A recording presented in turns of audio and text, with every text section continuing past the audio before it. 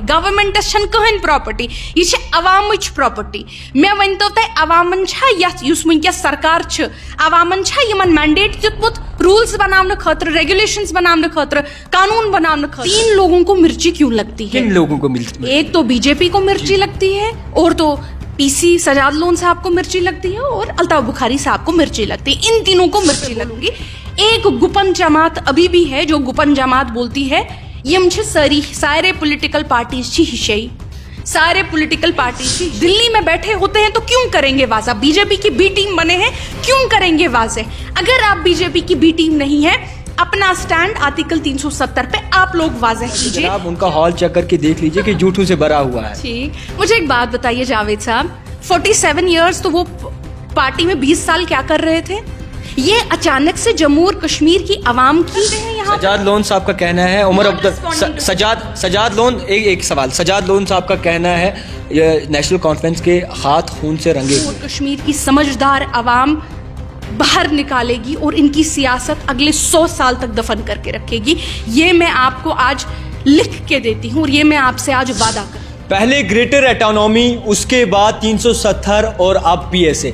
National conference के दावे बाकायदा तौर पर उरूज पर हैं। क्या ये इलेक्शंस की लालच है या फिर बाकायदा तौर पर जम्मू कश्मीर की आवाम का अब सोचा जा रहा है? इसी सब पे हमारे साथ बातचीत करने के लिए मौजूद है नेशनल कॉन्फ्रेंस की स्पोक्स पर्सन इफ्रा जान। सबसे पहले मैम आपका बहुत शुक्रिया वक्त देने के लिए। काफ़ी अरसे बाद आपसे बातचीत हो रही है, मुसलसल बात करेंगे। पहले ग्रेटर ऑटोनॉमी का दावा करते हैं, उसके बाद आप ये कहते हैं कि जनाब 370 के लिए हम लड़ेंगे, उसके बाद आप पीएसए का दावा किस तरीके से देखेंगे आप इसे? जी, पहली बात दावा नहीं होता है। हर कोई पार्टी जो होती है वो अपनी आइडियोलॉजी वाज़ेह करती है। आइडियोलॉजी वाज़ेह करने का मतलब होता है कि हम चाहते हैं ये चीज़ हो। जैसे एक टाइम था हुर्रियत कॉन्फ्रेंस कहती थी हम चाहते हैं जम्मू और कश्मीर को आज़ादी मिले, ठीक है ना? फिर वो आज़ादी ला पाए नहीं ला पाए वो दूसरी बात है। बात है कि उनकी आइडियोलॉजी क्या थी। इसी तरह से आरएसएस है। आरएसएस चाहे इंडिया को हिंदू राष्ट्र बना पाई नहीं बना पाई, उनका भी है कि एक हिंदू राष्ट्र बनाएंगे, लेकिन उन्होंने अपनी आइडियोलॉजी वाज़ेह कर दी है। आप समझ रहे हैं? इसी तरह नेशनल कॉन्फ्रेंस जब भी बात करती है वो अपनी आइडियोलॉजी वाज़ेह करती है कि हम लोग किस बात पे स्टैंड करते हैं। जहां तक अब आपकी ऑटोनॉमी की बात आती है, ऑटोनॉमी में मैं आपको याद दिला दूं, जम्मू और कश्मीर की आवाम ने नेशनल कॉन्फ्रेंस को इलेक्ट किया था। नेशनल कॉन्फ्रेंस में 2000 में बाज़ाबिता यहाँ की असेंबली में एक रेजोल्यूशन पास किया जो जम्मू और कश्मीर की आवाम के इलेक्टेड रिप्रेजेंटेटिव्स ने पास किया कि यहाँ के लोगों को ऑटोनॉमी चाहिए। ये हम लोगों का रेजोल्यूशन गया। This resolution was then rejected by the parliament जो थी वो आके उसने इस रेजोल्यूशन को रिजेक्ट कर दिया। लेकिन तारीख में तो ये बात रही कि जम्मू और कश्मीर के लोग क्या चाहते थे, वोटिंग के जरिए उन्होंने क्या चीज की। हल क्या निकला? ऑटोनॉमी का हल क्या निकला? ऑटोनॉमी का हल ये निकला कि हमारी जम्मू और कश्मीर की तारीख जब पढ़ेंगे, तारीख भी छोड़िए, अगर एक जिस दिन भी यहाँ पे एक कॉन्स्टिट्यूशनल निजाम बनेगा हमारे देश में, जब भी ये कॉन्स्टिट्यूशनल निजाम बनेगा, हर किसी को पता है आज बच्चे को कि जम्मू और कश्मीर की आवाम क्या चाहती है। यही लोग बीजेपी की गवर्नमेंट, अगर आप टेलीविजन पे देखेंगे सुबह से शाम तक प्रोपेगेंडा इनका चलता है टेलीविजन पे। क्या प्रोपेगेंडा चलता है इनका कि जम्मू और कश्मीर के लोगों को तो चाहिए ही नहीं 370। आपने सुना होगा, जम्मू और कश्मीर के लोगों को तो 370 चाहिए ही नहीं, ये तो इन्हीं पॉलिटिकल पार्टियों को चाहिए जो इसके लिए बोलते रहते हैं। क्यों? क्योंकि यहाँ पे अभी ऐसा कोई मौका ही नहीं दिया लोगों को। 370 के दावे आप लोगों ने किए, 370 वापस लाने के दावे आप लोगों ने किए। फिलहाल वक्ती तौर वो मसला अभी बाकायदा तौर पर चल भी रहा है। अब पीएसए लाने वाले आप हैं, 370 का, हाँ, पीएसए लाने वाले भी आप हैं। अब पीएसए को बाकायदा तौर पर आप ये दावा कहते हैं कि अगर हम पावर में आते हैं तो पीएसए हटा देंगे।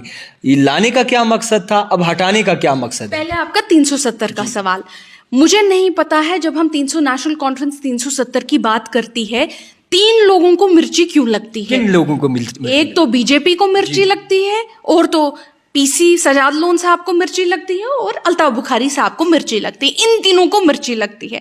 मैं इस बीजेपी और बीजेपी गैंग को कहना चाहती हूं कि आपको क्या तकलीफ है अगर नेशनल कॉन्फ्रेंस कहती है हम इसके लिए लड़ेंगे? आप क्यों फुदकते हैं? आपको नहीं लड़ना, नहीं लड़िए।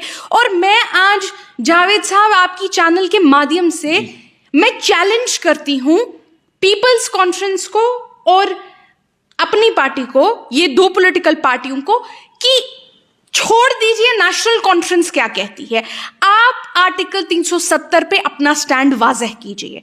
आप वाज़ह कीजिए कि क्या आर्टिकल 370 जो है वो आना चाहिए वापस या नहीं आना चाहिए। क्योंकि अगर आपको याद होगा, अभी तक 4 साल हो गए, इन दो लोगों ने अभी तक अपना स्टैंड आर्टिकल 370 पे वाज़ह नहीं किया है। क्यों करेंगे भाई? दिल्ली में बैठे होते हैं तो क्यों करेंगे वाज़ह? बीजेपी की बी टीम बने हैं, क्यों करेंगे वाज़ह? अगर आप बीजेपी की बी टीम नहीं है, अपना स्टैंड आर्टिकल 370 पे आप लोग वाज़ह कीजिए। क्या आर्टिकल 370 वापस आना चाहिए, हाँ या ना? अब आपका सवाल पीएसए पे। जब उमर साहब ने परसों बोला कि हम पीएसए हटाएंगे, फिर से इन लोगों को मिर्ची लग गई, बीजेपी को भी मिर्ची लग गई, इन दोनों को भी मिर्ची लग गई। मुझे आप एक बात बताइए, पहली बात तो आप कहेंगे पीएसए तो आप ही ने लाया था। पीएसए हम लोगों ने लाया था टिम्बर स्मगलर्स के लिए, और पीएसए उस टाइम पे ये स्ट्रिंजेंट, इतना ज्यादा स्ट्रिंजेंट एक्ट नहीं था।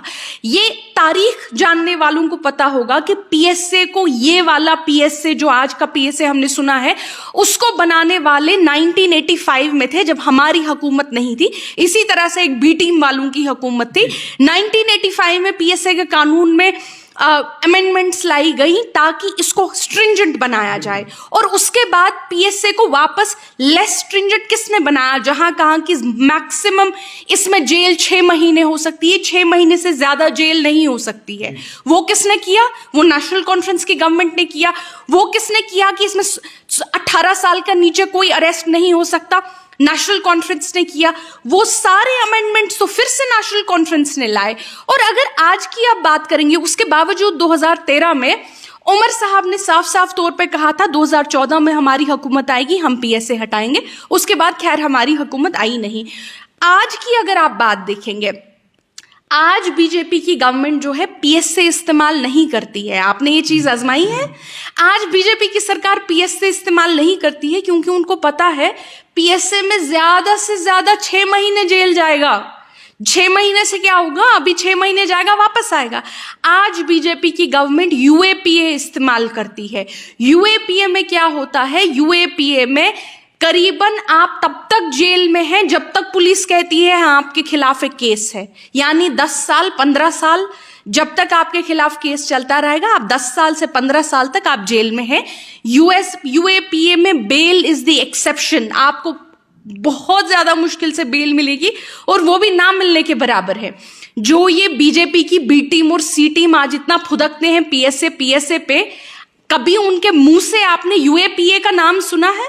क्योंकि बीजेपी को सवाल नहीं करेंगे ना, ये बीजेपी से वो कभी सवाल कर ही नहीं पाएंगे कि आप हर इतने सारे, करीबन इंडियन एक्सप्रेस कहती है कि करीबन मतलब 1000 से ज्यादा यूएपीए लग चुके हैं। आपने कभी देखा है सजाद लोन साहब को, अल्ताफ बुखारी को और बीजेपी? क्या लगता है वो क्यों नहीं वजाहत करते होंगे? कैसे सवाल करेंगे बीजेपी से? उनका तो काम है कि सवाल नेशनल कॉन्फ्रेंस से करो। उनका तो काम है कि नेशनल कॉन्फ्रेंस को कमजोर करो, नेशनल कॉन्फ्रेंस के खिलाफ लड़ाई करो।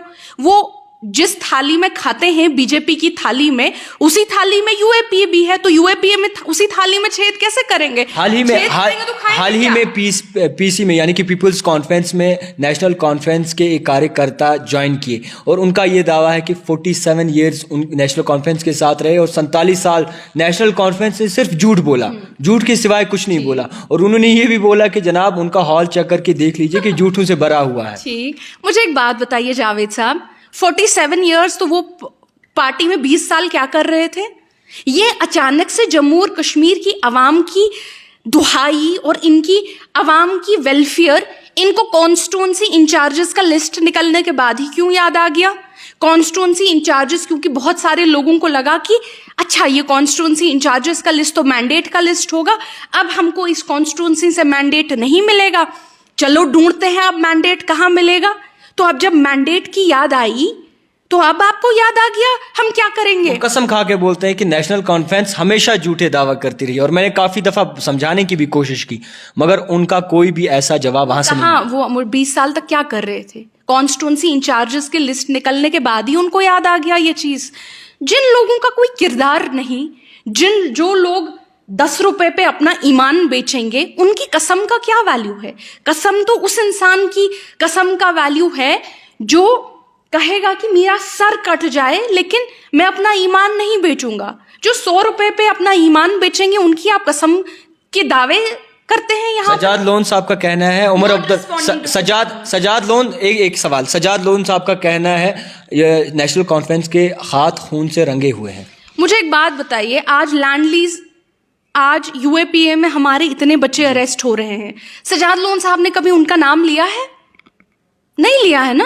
वो कहते हैं हम सच की सियासत करते हैं। वो तो उनकी तो सियासत ही दिल्ली की सियासत है, और आज कुपवारा के लोगों ने उनको रिजेक्ट कर लिया है। कुपवारा के लोगों ने नारा दिया है कि हमारा इनके साथ कोई लेना देना नहीं है। And with this I want to tell you, छोड़ दीजिए सजाद लोन को। क्यों आप इन दिल्ली के एजेंटों को इतना सपोर्ट करते हैं और इतनी इंपॉर्टेंस देते हैं? ये बी टीम सी टीम की सियासत आज 70 साल से चलती है। सजाद लोन एग्जिस्ट नहीं करते कहीं भी। कहाँ एग्जिस्ट करते हैं? दिल्ली में तो बहुत एग्जिस्ट करते हैं। जम्मू और कश्मीर में दिखाइए कहाँ एग्जिस्ट करते हैं। हाल ही में एक नया कानून आया है जिसमें ये बताया गया है कि अब न्यू लैंड एक्ट लागू होगा, और इस न्यू लैंड एक्ट में साफ तौर पर ये वाज़ह कर दिया है कि जो जितने भी लीज पे लेते थे, अब वो लीज पे नहीं ले सकते और उन्हें जो है हैंड ओवर करनी है प्रॉपर्टीज। किस तरीके से देखें? मुझे एक बात बताइए, पूरे देश में लीज का कानून है। लीज का कानून सिर्फ जम्मू और कश्मीर में तो नहीं है।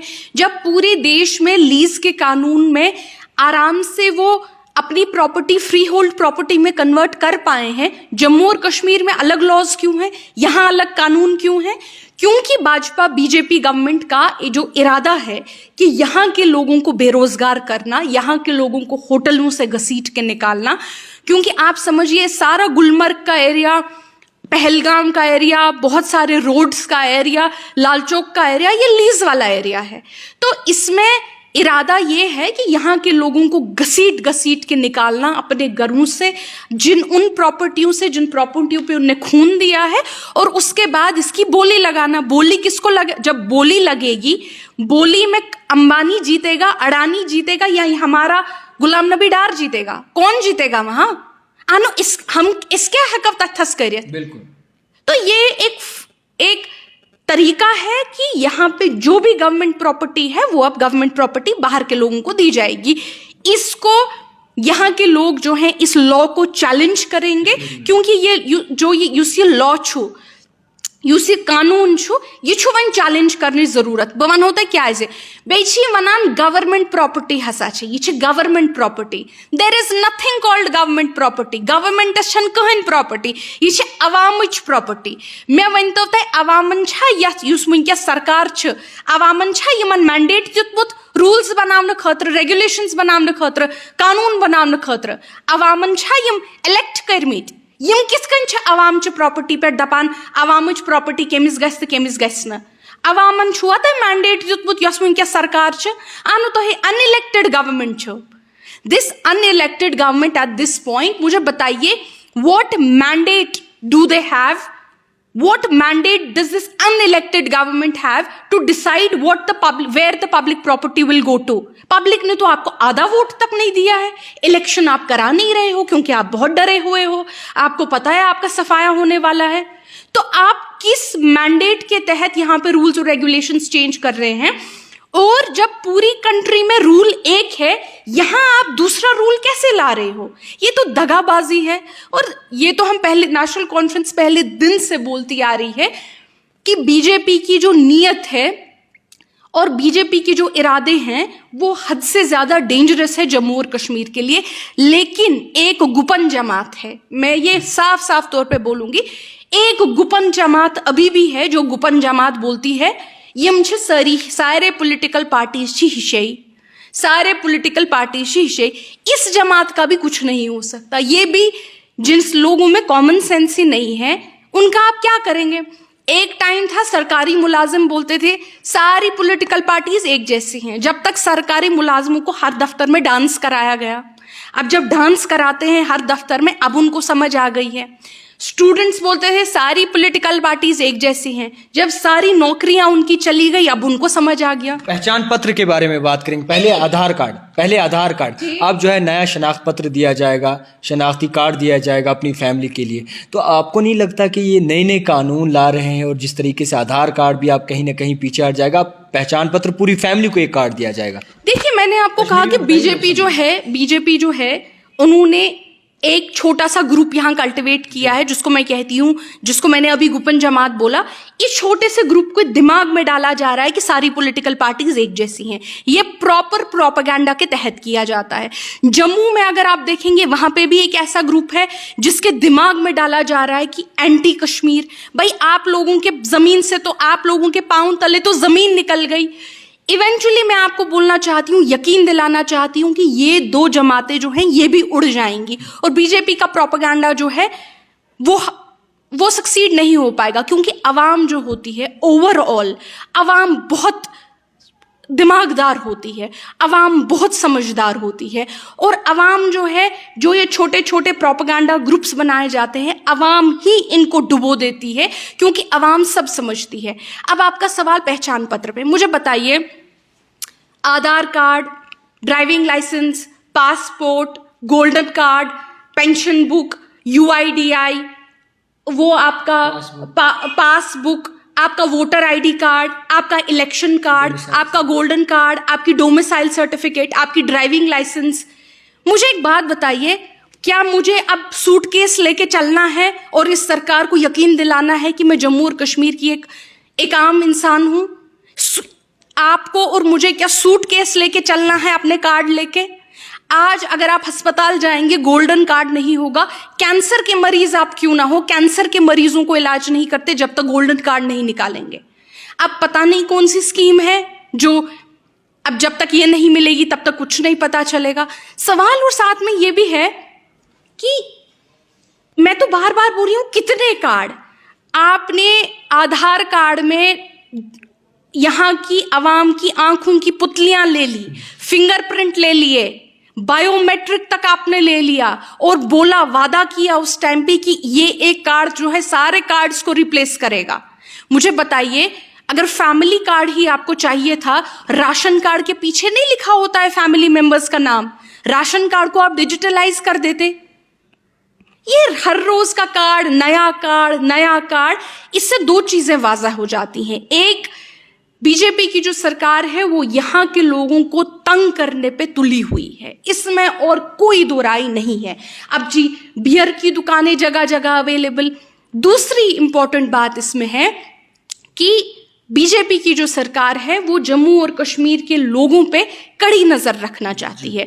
कड़ी नजर, सर्विलेंस का एक नेटवर्क बना के, ये कार्ड, वो कार्ड, ये कार्ड, रोज आपको दफ्तर के चक्कर लगाने हैं, रोज दफ्तर में हाजिरी देनी है, रोज दफ्तर में हर किसी को सलाम करनी है और बोलना है, देखो जनाब, मैं कश्मीरी हूं, मैं जिंदा हूं, मैं एग्जिस्ट करता हूं, अब ये कार्ड देखिए, अब ये कार्ड देखिए। यहां तक कि आज जो हमारे बुजुर्ग लोग हैं उनको सड़कों पे खड़ा कर दिया गया है पेंशन का सर्टिफिकेट की, हमें पता कैसे आप जिंदा हो कि मरे हो, कार्ड दिखाओ। वो बेचारे इस ठिठुरती हुई ठंड में उनको सड़कों पे खड़ा कर दिया गया है कि जब कार्ड दिखाओगे तब पता चलेगा जिंदा हो, खुद आए हो उससे कोई फर्क नहीं पड़ता। इस सरकार को, इस गवर्नमेंट को, अनइलेक्टेड गवर्नमेंट को जम्मू और कश्मीर की समझदार आवाम बाहर निकालेगी और इनकी सियासत अगले 100 साल तक दफन करके रखेगी। ये मैं आपको आज लिख के देती हूँ और ये मैं आपसे आज वादा करती हूँ। खैर, जिस तरीके से हमने समझने की और जानने की कोशिश की आखिरकार किस तरीके से रद्द-ओ-अमल ये रखते हैं, जिस तरीके से हुक्मनामे आ रहे हैं उन पे, और मज़ीद आपको ये भी बता दूं कि इलेक्शंस जिस तरीके से अफवाहें आ रही हैं, पहले पंचायत इलेक्शन, उसके बाद कौंसल इलेक्शंस और उसके बाद जो है असेंबली इलेक्शंस होंगे। अब जम्मू कश्मीर की आवाम किससे अपना सरनुमाहा चुनती है वो बड़ी देखने वाली बात होगी। देखते रहिए रिटायर्ड राइटर जावेद खान के साथ।